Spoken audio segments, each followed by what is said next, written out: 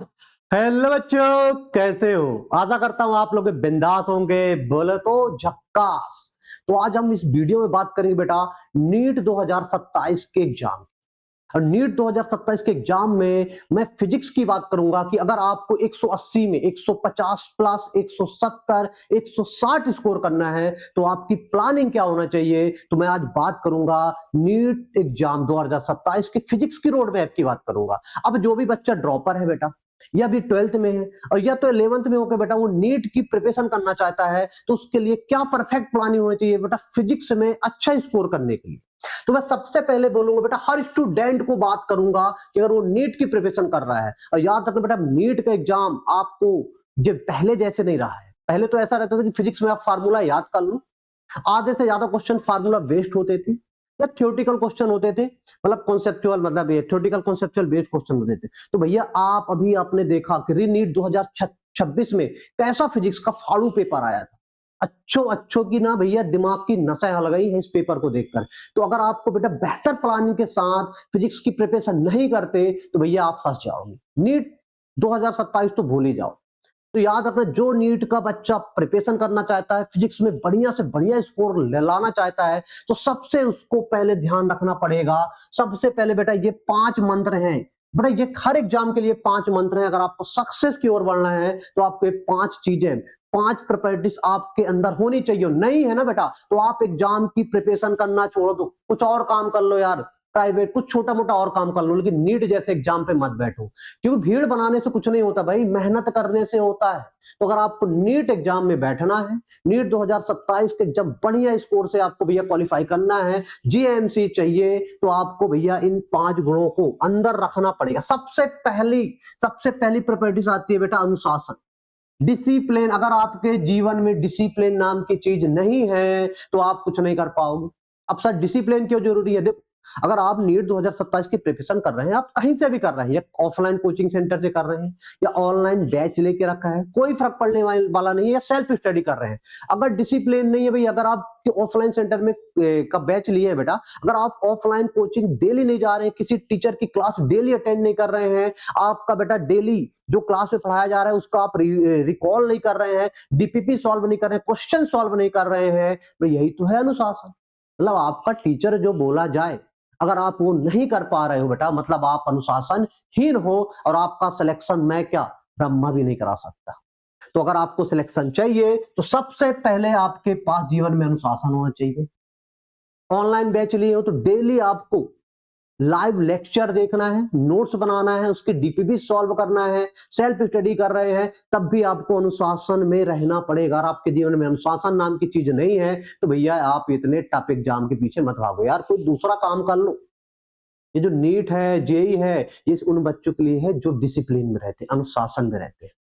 दूसरा आता है बेटा कंसंट्रेशन। अब आप तो अनुशासन में रहना सीख लिए, चलो ठीक है, ऑफलाइन सेंटर जा रहे हो, 6-6 घंटे क्लास ले रहे हो, है ना, घर में ऑनलाइन ले रहे हो तो 8-5-5-6-6 घंटे के लाइव लेक्चर देख रहे हो। अब उसके बाद आपको रखना है बेटा कंसंट्रेशन, एकाग्रता। ऐसा नहीं है कि आप ऑफलाइन, सर मैं तो डेली ऑफलाइन सेंटर जा रहा हूं लेकिन दोस्तों के साथ वहां मस्ती कर रहा हूं, पबजी खेल रहा हूं, लड़कियों से बतिया रहा हूं, ऐसे में सिलेक्शन नहीं होता। एकाग्रता, अगर आप क्लास में बैठे हो तो जो टीचर पढ़ा रहा है उसके ऊपर फोकस करना है। आप घर में ऑनलाइन क्लास देख रहे हो ना, तो आपको भैया जो ऑनलाइन में जो टीचर पढ़ा रहा है उसकी बातों पे ध्यान देना है। ऐसा नहीं है कि आपकी ऑनलाइन क्लास चल रही है, व्हाट्सएप में किसी फ्रेंड का टक से मैसेज आया, tin tin tin tin typing करने लगे, तुरंत तुरंत से कोई नोटिफिकेशन आया, अरे यार हटाओ, लाइव लेक्चर हटाओ, रील खिसकाने लगी। ये ऐसे नहीं करना, ऐसे में कुछ ना होगा। ऐसा नहीं है कि आप डेली भैया कोचिंग जाए पड़े हो, सर मैं तो अनुशासन पे हूँ, डेली क्लास अटेंड कर रहा हूँ। क्लास अटेंड करने से बन नहीं होगा, क्लास में बैठ के कंसंट्रेट करना पड़ेगा अपने दिमाग को कि भैया क्लास में क्या पढ़ाया जा रहा है। ये होता है बेटा एकाग्रता। इसके बाद बेटा आपको पेशेंस रखना पड़ेगा, धैर्य रखना पड़ेगा, क्योंकि जब आप प्रिपरेशन करोगे तो फिजिक्स में ऐसे क्वेश्चंस आपको आएंगे जो आपसे बनने वाले नहीं है। हर सबके साथ होता है भाई, मैं खुद फिजिक्स पढ़ाता हूं, दुनिया का ऐसा कोई टीचर्स नहीं होता कि उससे हर कुछ बन जाए। कोई भी जितने बड़े बड़े टीचर्स आते हैं वो खुद भैया 4-4 घंटे पढ़ते हैं, 4-4 घंटे कंटेंट रेडी करते हैं, फिर बच्चों को आते हैं पढ़ाने। तो याद रखना बेटा पेशेंस रखना पड़ेगा। अगर आपको बेटा फिजिक्स की प्रिपरेशन कर रहे हो वो मतलब ये नीट में फिजिक्स के क्वेश्चंस लगा रहे हो, डीपीपी सॉल्व कर रहे हो, वैसे बहुत सारे क्वेश्चंस होंगे जो आपसे नहीं बनेंगे, तो आपको घबराना नहीं है, पीछे नहीं हटना है, उन क्वेश्चंस को लगाने की कोशिश करना है, धैर्य रखना है। एक बार नहीं बनेगा, 2 बार नहीं बनेगा, 3 बार नहीं बनेगा, लेकिन चौथे बार ऑटोमेटिक आपसे बन जाएगा। तो बेटा जब भी किसी भी कॉम्पिटिशन एग्जाम की तैयारी कर रहे हैं तो धैर्य जरूर रखें।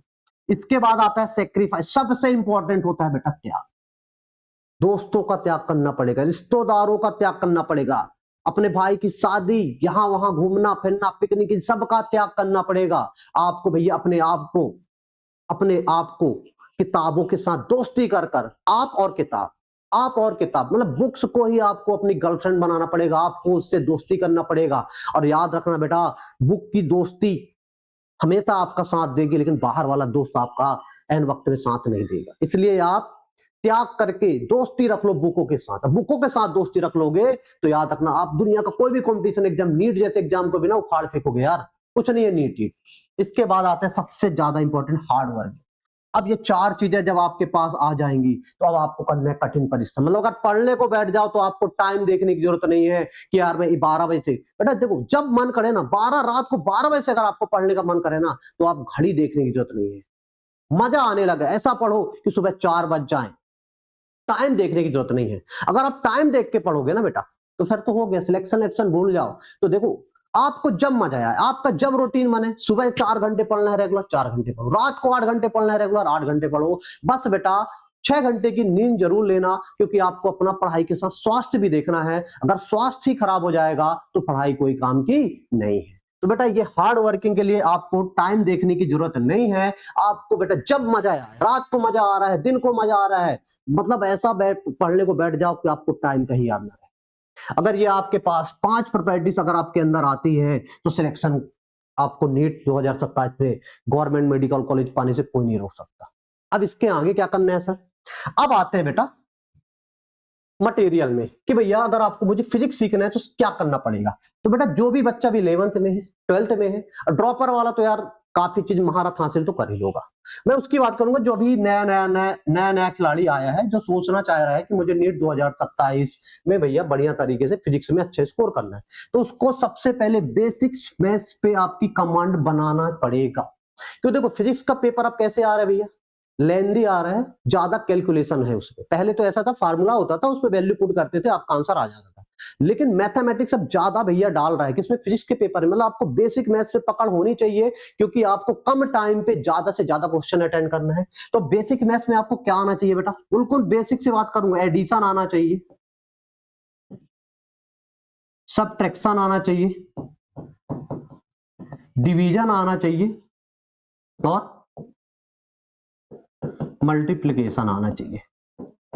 सर ये तो आता है, अरे भैया डेसिमल का आना चाहिए, ऐसे आना चाहिए, इक्वेशंस का आना चाहिए, इक्वेशंस का आना चाहिए, 0.04 इंटू 0.2 इनका आना चाहिए, डेसिमल का मल्टीप्लिकेशन आना चाहिए, इक्वेशंस का जोड़ घटाना आना चाहिए। ऐसी की बात करो कि फिजिक्स में इक्वेशंस को सॉल्व करना पड़ता है मेरे दोस्त, तो इक्वेशंस का आपको जोड़ घटाना गुणा भाग आना चाहिए। इसके बाद बेटा आपको ज्योमेट्री आना चाहिए, ज्योमेट्री, हर ज्योमेट्री का आपको एरिया पता होना चाहिए, वॉल्यूम पता होना चाहिए, पैरामीटर्स पता होना चाहिए, जिसका डायगोनल होता है बेटा डायगोनल पता होना चाहिए। बेटा ये सब पता होना चाहिए। बच्चों को ना कई बार ज्योमेट्री आ जाती है, उनका एरिया नहीं पता होता, वॉल्यूम नहीं पता होता, पैरामीटर्स पता नहीं होता, डायगोनल्स पता नहीं होता। अब सर ये क्यों बोल रहे हो, अरे भैया नीट में जब ऐसे क्वेश्चन बनते हैं ना, आपने इलेक्ट्रोस्टैटिक में देखा होगा, प्लस क्यू चार्ज है, प्लस क्यू चार्ज है, ये माइनस क्यू है, माइनस क्यू है। अब आपसे पूछ लेगा ये सेंटर पे ओ पॉइंट है बेटा, स्क्वायर के सेंटर पे ओ पॉइंट है, यहाँ पे नेट इलेक्ट्रिक फील्ड की वैल्यू बताओ। अब इलेक्ट्रिक फील्ड का फार्मूला क्या होता है सर, की क्यू बटा आर का स्क्वायर होता है। मतलब आर क्या कहलाता है बेटा, जिस पॉइंट के हमको इलेक्ट्रिक फील्ड चाहिए, चार्ज से उधर की डिस्टेंस। अब आपको डायगोनल का हाफ नहीं पता होगा तो आप ये सवाल कभी नहीं कर पाओगे। इसलिए बेसिक मैथ्स में बोल रहा हूं कि ज्योमेट्री पता होना चाहिए। फिजिक्स में आधे से ज्यादा भैया ज्योमेट्री भरा हुआ है। कोई भी फ्लूइड मैकेनिक्स में पढ़ लो, थर्मोडायनेमिक्स में पढ़ लो, इलेक्ट्रोस्टैटिक्स में जाओ, काइनेमेटिक्स में जाओ, ज्योमेट्री आपका पीछा नहीं छोड़ेगी। इसके बाद आता है बेटा ट्रिग्नोमेट्री, आपको बेसिक मैथ्स में पता होना चाहिए। ट्रिग्नोमेट्री।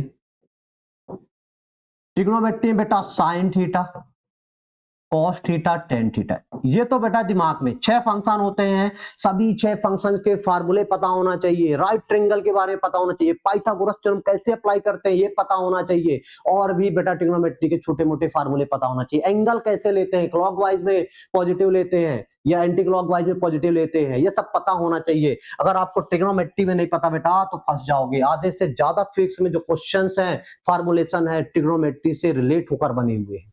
अगर ट्रिग्नोमेट्री का आपको बेसिक मैथ्स में नहीं आता तो भैया फिजिक्स में आप नहीं कर पाओगे अच्छा स्कोर, फंस जाओगे भाई। अब वो टाइम नहीं रहा कि फिजिक्स में ऐसे छोटे छोटे क्वेश्चंस आ जाएंगे।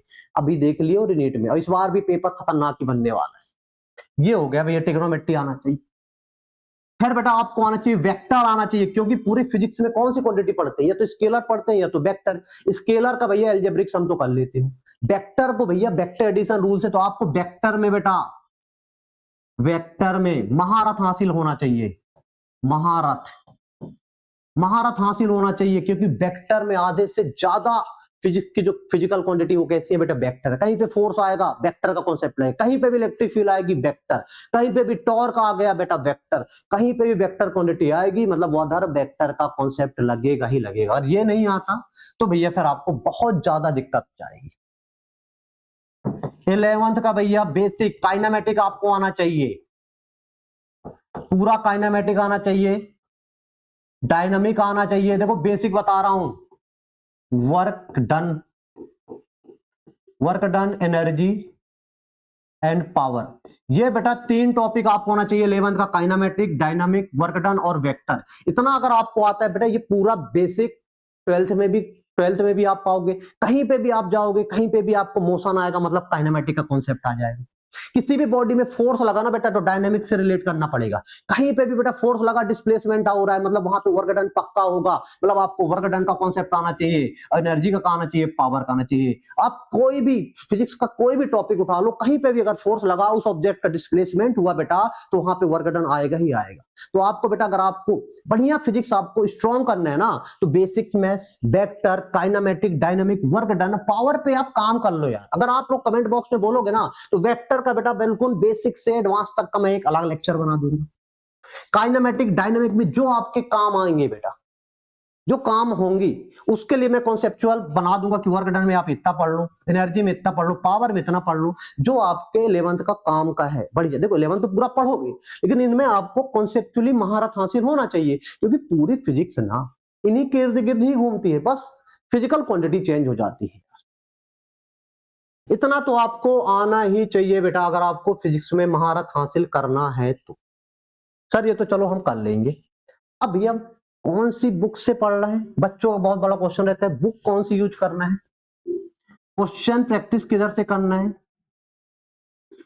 तो मैं सबसे पहले बोलूंगा बेटा एनसीईआरटी, एग्जाम्पल के क्वेश्चन,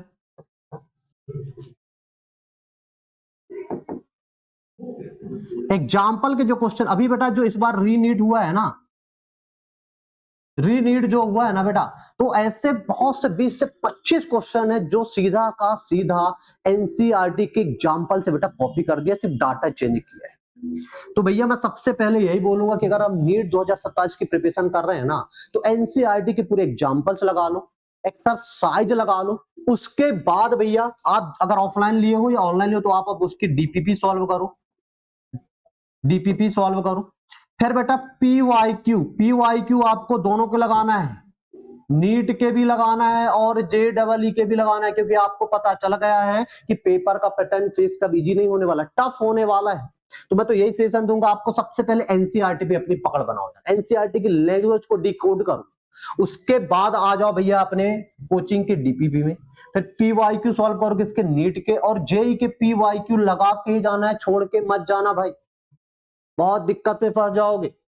इसके बाद अगर आपको और बेटा और प्रैक्टिस चाहिए फिजिक्स में, तो एमआर स्टार, एमआर सर को कौन नहीं जानता बेटा, फिजिक्स वाले के स्टार फैकल्टी है। इनकी एक बुक है भैया, एक बुक है एमआर फिजिक्स करके बुक है, कितनी है, क्या नाम है बेटा, एमआर फिजिक्स। उसमें 6000 प्लस कुछ ऐसे क्वेश्चन है भैया, 6000 प्लस क्वेश्चन अगर वो बेटा लास्ट में लगा के जाओगे तो भैया फिजिक्स में और दूसरा चीज पढ़ने की जरूरत नहीं है। 50 बुकों के पीछे मत भागो यार। एनसीईआरटी सबसे बेस्ट बुक होती है, उसके एग्जाम्पल्स क्वेश्चन लगा लोगे, एक्सरसाइज के लगाओगे ना, वैसे दिमाग पागल हो जाएगा, इतने टफ क्वेश्चन होते हैं लेवल 2 की। एनसीईआरटी में पकड़ बनाओ अपनी। उसके बाद बेटा आप जिस भी कोचिंग पढ़ते हो मटेरियल उसका मतलब डीपीपी सॉल्व कर लो, पीवाईक्यू सॉल्व कर लो, नीट के जेईई के पीवाईक्यू सॉल्व कर लो, और एमआर स्टार की भैया बुक लगा लो, ये भी बेस्ट बुक है भाई। इतने अगर आप नीट में कर लिए ना बेटा, बहुत सफिशियंट है। इतना इतना अगर आप कर लोगे तो बेटा फिजिक्स में बहुत बढ़िया 150 प्लस स्कोर कर लोगे, बहुत बढ़िया स्कोर कर लोगे, और आपको बेटा जीएमसी कॉलेज मिल जाएगा। और याद रखना ये सब तभी कर पाओगे जब आपके पास ये 5 चीजें बेटा आपको अपने अंदर लाना पड़ेगा।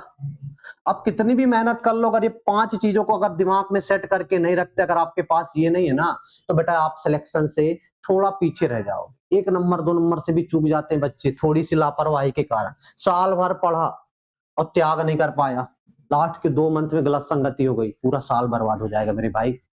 इसलिए बेटा इन 5 चीजों को पकड़ के रखना है, और इनको एक बार पकड़ के रख लोगे ना, बस 1 साल की मेरे भाई मेहनत है, कर लो यार, हो जाएगा 2027 में। तो भाई इतना ही आपको मैं सजेशन दे सकता हूँ, इतना ही एडवाइस दे सकता हूँ, और मेहनत आपकी है यार। एडवाइस तो 50 लोग दे देंगे, करना आपको ही है। मैं कुछ नहीं कर पाऊंगा, मैं सिर्फ आपको रास्ता दिखा सकता हूँ। रास्ते पे आपको चलना है, और अकेले चलना है, कोई आपका साथ नहीं देगा, ना दोस्त देगा ना भाई देगा, कोई नहीं देगा। आया समझ में? तो भैया ये मेरे एडवाइस, अगर आपको कुछ और भी एडवाइस चाहिए बेटा कमेंट बॉक्स में टाइप कर सकते हैं, तो आपका सॉल्यूशन मैं आपको जरूर दूंगा। तो भाई जब तक के लिए ओके बाय, जय भारत जय हिंद।